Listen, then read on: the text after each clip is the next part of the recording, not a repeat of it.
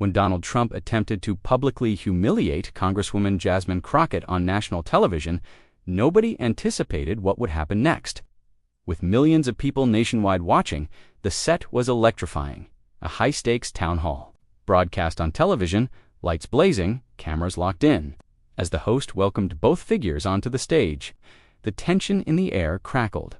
Crockett, poised eyes sharp, her expression unreadable but burning with focus. Trump, grinning with his signature bravado, obviously enjoying the moment. She wasn't merely protecting herself. She was bearing the burden of every black leader who dismissed her as angry, every woman who was told to stay in her lane, and every truth-teller who was silenced by authority. Riding high on the enthusiasm of the crowd, Trump had arrived, ready to steamroll, armed with half-truths and sarcastic comments. He misjudged one thing, though. Jasmine's fire wasn't merely of show. It was a matter of survival, and the room changed as soon as she opened her mouth. Asterisk, Trump leaned into his mic with that trademark half-smile that always meant trouble. The audience chuckled nervously. They knew that smile. It was the smile he wore before throwing verbal punches wrapped in sarcasm. "So, Congresswoman," he began, drawing out the title with a smirk. "You've been in Washington, what, 5 minutes? And suddenly you're the voice of truth and justice? That's cute."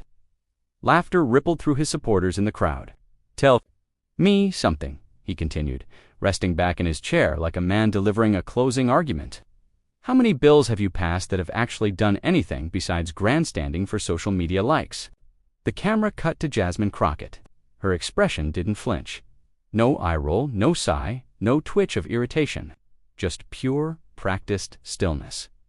She waited for the laughter to die down. Then she leaned in, her voice smooth, deliberate, not defensive, but surgical.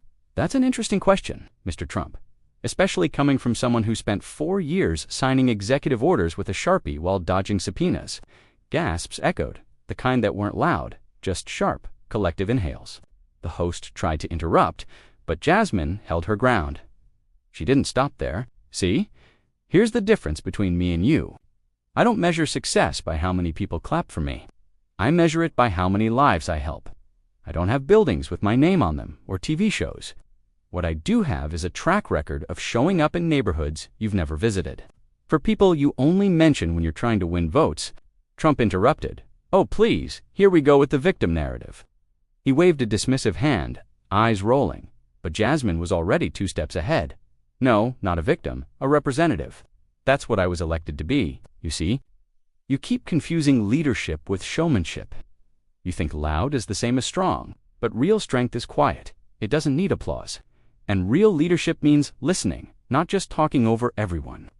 The audience began shifting. Not loud applause, not yet, but a slow murmur, heads nodding, people whispering, looking at each other like they just noticed something they weren't supposed to. On Twitter, the clips were already flying. She ate. Crockett just checked Trump on his own stage. Trump tried to reassert himself. Even Kanye, Jasmine raised a hand, her expression now almost amused. "You quoting Kanye as a policy reference? That's your flex." A ripple of laughter broke out. Not the forced kind, not the MAGA cheer squad. This was real, organic. The audience was starting to lean into her, feel her rhythm, her control. She wasn't reacting, she was commanding. Trump narrowed his eyes. He wasn't used to this. Someone matching him not with volume, but with precision. He jabbed again. "Look, I know the Democrats sent you out here because you check a few boxes," and that's when Jasmine moved in for the subtle strike. "No one sent me, Mr. Trump. I showed up because I'm tired of men like you assuming we need permission to speak. I came here not to be seen, but to be heard. And now, clearly, I've got your attention." A wave of applause cracked through. The studio, sharp, real, rising. Even a few audience members who had cheered for Trump earlier clapped, some awkwardly, unsure if it was allowed, but feeling it anyway. The camera zoomed in on Trump. For a split second, just a second, his expression faltered. Not rage. Not defiance, just ... surprise. He hadn't expected her to hit this hard, this early. And definitely not without raising her voice once. But that was just the beginning. What happened next changed everything. Asterisk, Trump wasn't used to being rattled, especially not by someone who didn't yell, didn't stumble, and most dangerously, didn't flinch. The applause from Jasmine Crockett's last rebuttal still echoed faintly when Trump leaned forward again, this time with a sharper edge in his voice. The smile was gone, the charm replaced by something colder. "You talk a good game," he snapped.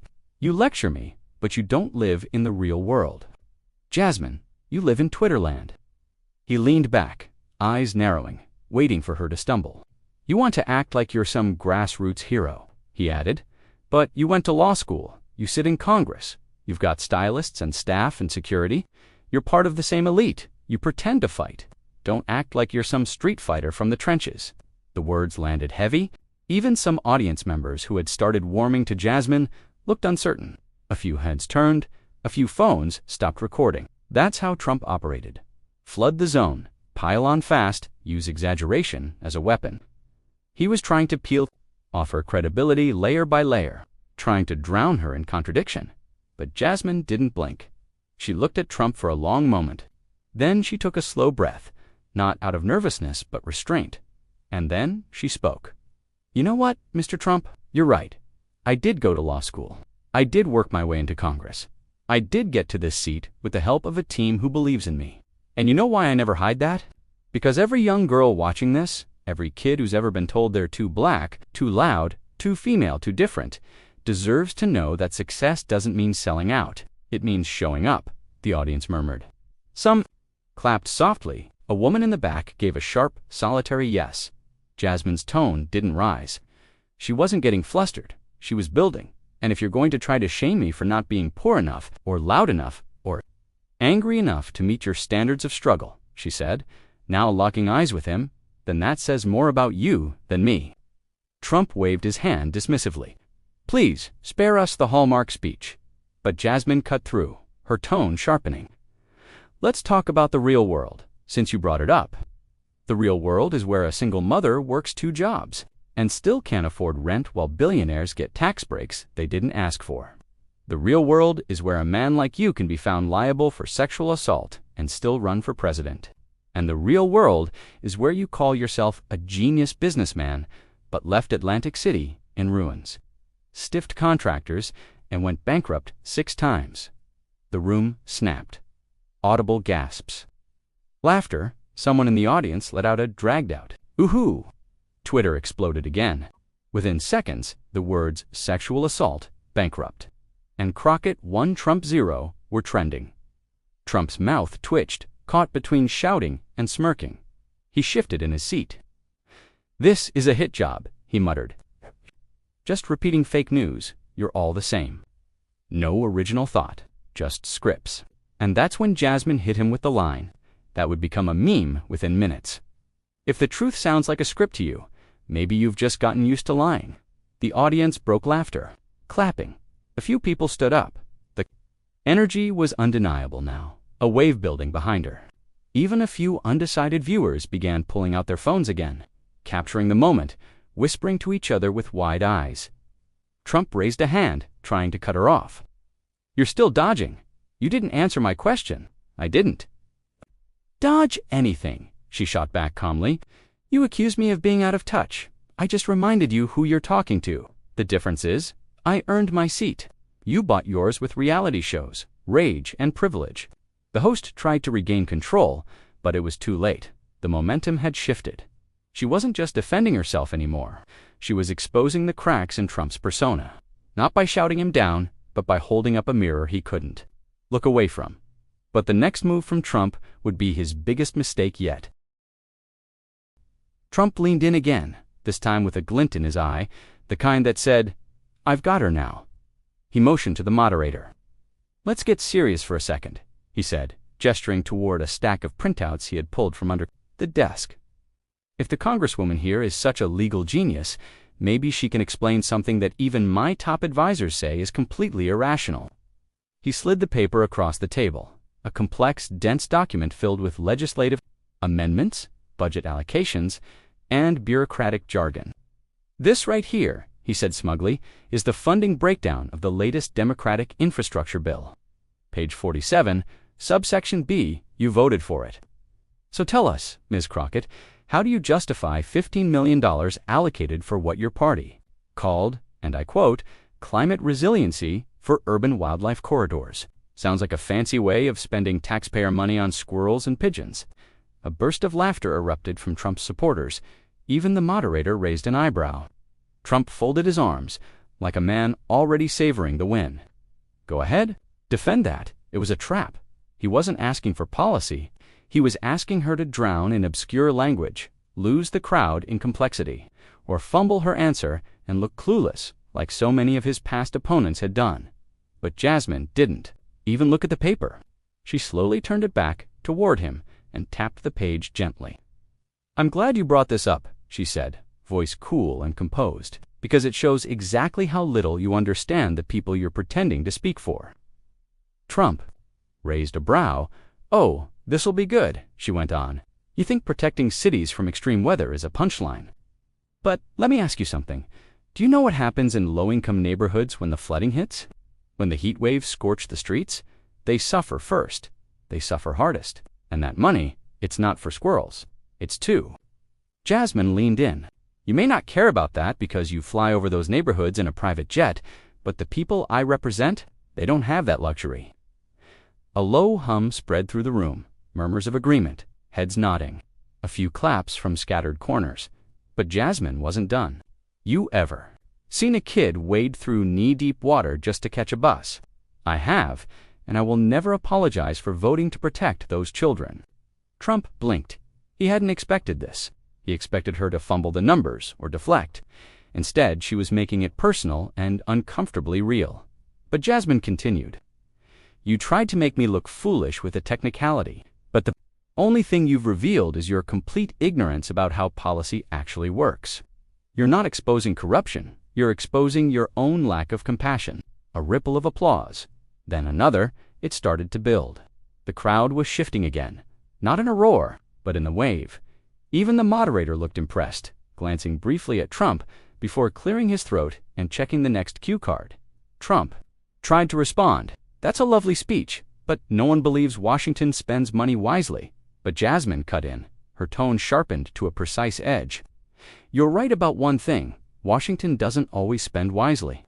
Like when your administration gave billions in tax cuts to corporations that laid off workers, or when you used campaign funds to pay your own businesses, or when you told Americans to inject bleach." The room exploded. Laughter, gasps, whistles. One man in the back shouted, "Say it again." Phones were out. Memes were being born. Twitter. Timelines lit up. Crockett destroys Trump with climate truth. He tried to wave it off, but the damage was done. The intellectual trap had sprung, and it caught him instead. And just when everyone thought it was over, including members of your own party, and the roar of a crowd watching someone do what most never dared, outmaneuver Donald Trump live. Jaw was tight now. The swagger, once effortless, had stiffened into something forced mechanical. He glanced to the moderator, then to the crowd, then back to Jasmine with a smile that didn't quite reach his eyes. "All right," he said with a quick chuckle. "You gave your little speech. You got your standing ovation. Good for you. But let's get back to real issues instead of cherry-picking emotional sob stories for clout." His tone was bitter. The applause hadn't fully died down, and the sarcasm in his voice now felt more like desperation than dominance.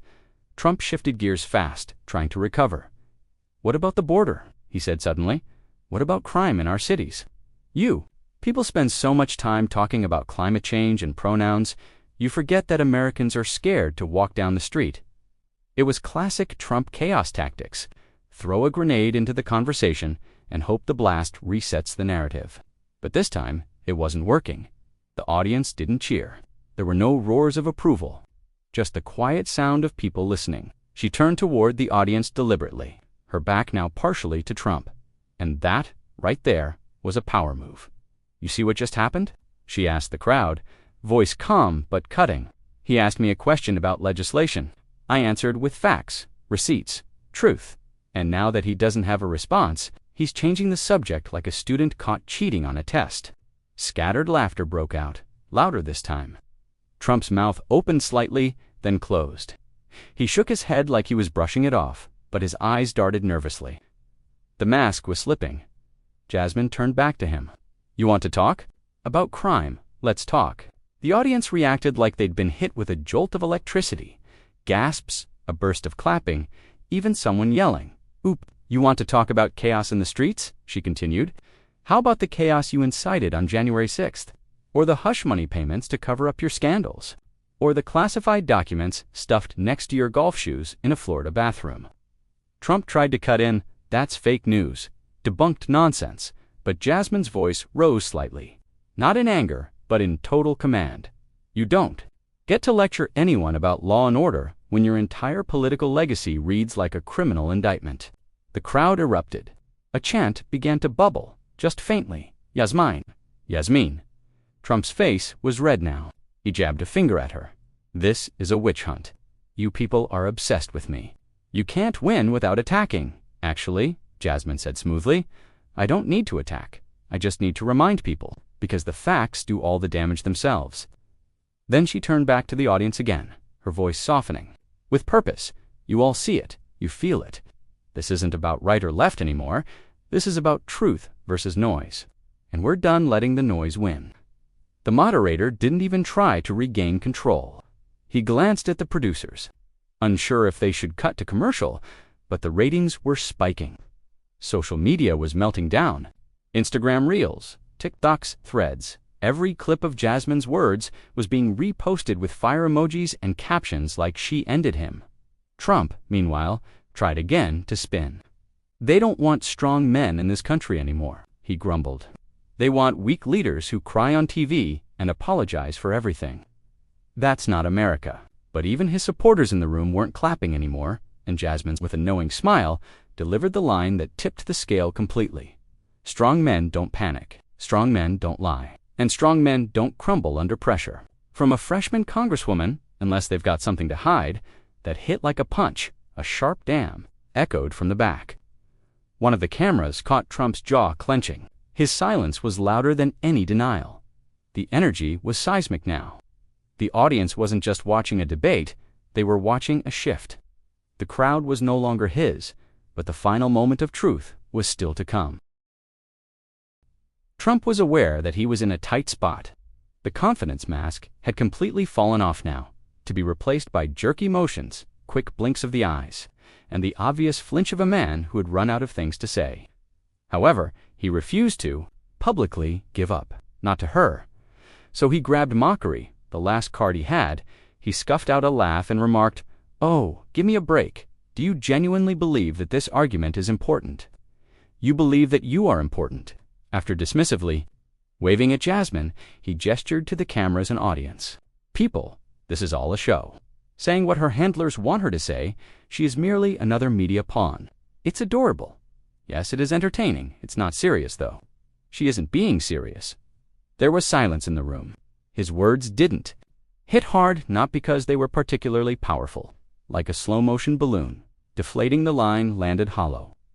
Once more, the energy moved away from him. He wasn't finished, though. He went on to say, "Look, people are sick of the lectures, the reprimand, the political correctness. They don't win. Strength is something they miss. I'm unbeatable when it comes to Twitter threads and slogans. I established an empire. I was the nation's leader. And I completed all of this while you and others sat on panels griping." He crossed his arms and leaned back. Anticipating a round of applause that never materialized, Jasmine took a while to respond. She allowed the silence to linger, allowing his final tirade to reverberate into its own void. Then, without any drama, she moved forward slowly, simply a composed, strong presence, the kind that is power without having to declare it. "You're correct on one point," she remarked. "This is a performance, not the kind you think, though." She looked out at the crowd. "It's not reality television. This isn't a rally. There is a reckoning." Trump shifted uneasily. She went on, "You want people to think that nothing matters because you cannot be held responsible when nothing matters. Your lies are entertainment, your crimes are plot twists, and your failures are ratings when it's all just a show." The audience was riveted, holding their breath, and completely silent, with her voice rising just enough to fill the room. She said, "But here's the truth, Mr. Trump. I don't come from billionaires. I have no buildings named in my honor. I didn't inherit wealth, influence, or a following. I've had to earn everything I've done, twice as hard and half as much. Furthermore, I'm not here for praise, publicity, or influence. People are in pain, which is why I'm here. Additionally, they require a plan rather than a punchline. Trump parted his lips, but nothing came out. Jasmine now faced the audience directly. He claims that since he is losing, this is irrelevant. Since he has already been outplayed, he tells you it's only a game. The truth is dull to him. However, allow me to share with you the truth. After pausing, she abruptly dropped the microphone. Line: the truth doesn't spread like wildfire. The matter is taken to court.